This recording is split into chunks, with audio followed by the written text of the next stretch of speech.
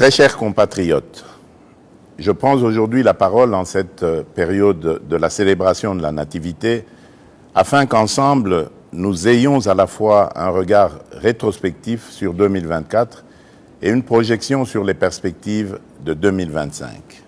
En cette période des fêtes, porteuse de foi et d'espérance, nous sommes invités à nous rappeler ce qui compte vraiment. Notre unité, notre courage et surtout la richesse inestimable que constitue notre peuple. Dans chaque village, chaque famille et chaque cœur congolais, il y a une flamme qui brûle constamment. C'est la flamme de l'espoir. Dans la souffrance comme dans l'adversité, cette flamme continue de nous guider. Nous avons tout à gagner, à espérer des lendemains meilleurs, de garder la foi malgré tout. Mes très chers compatriotes, nous sommes un peuple résilient.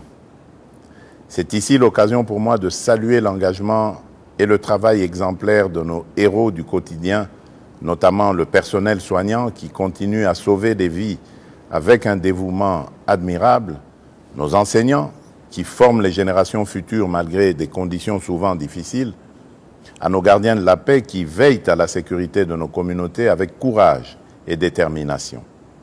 Votre contribution, en dépit des épreuves que nous avons traversées cette année, est une source d'inspiration pour nous tous. Grâce à vous, notre nation reste debout et avance. Nous vous en sommes profondément reconnaissants. L'année 2024 n'a pas été exempte de difficultés. À l'Est, nos compatriotes sont sous le coup d'une menace existentielle imposée par des forces d'agression. Les difficultés sociales pèsent lourdement sur de nombreuses familles et nos villes sont confrontées à l'insécurité urbaine et à des embouteillages qui testent au quotidien notre patience.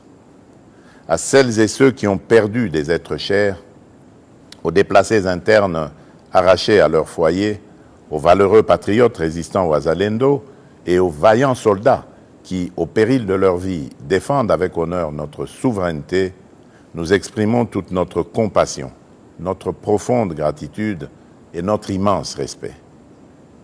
Ce qui nous menace n'est pas plus fort que notre foi en un avenir commun et notre capacité à résister ensemble. Toutefois, malgré ces épreuves, il est important de reconnaître que notre pays progresse. Il y a des domaines où les résultats sont beaucoup plus marquants et porteurs d'espoir. Par ailleurs, les efforts entrepris par le gouvernement, bien que parfois peu perceptibles, portent déjà leurs fruits. Pas à pas, nous nous relevons. En cette période où l'esprit de Noël réchauffe nos foyers, à travers des gestes simples de partage et de solidarité, nous pouvons réconforter ceux qui souffrent et tracer ensemble le chemin vers les lendemains meilleurs. Nous sommes un peuple forgé dans l'adversité et marqué par des décennies de lutte, un peuple fier. Mais pour définitivement triompher, il nous faut réapprendre à nous unir, à cesser de nous diviser pour des bagatelles.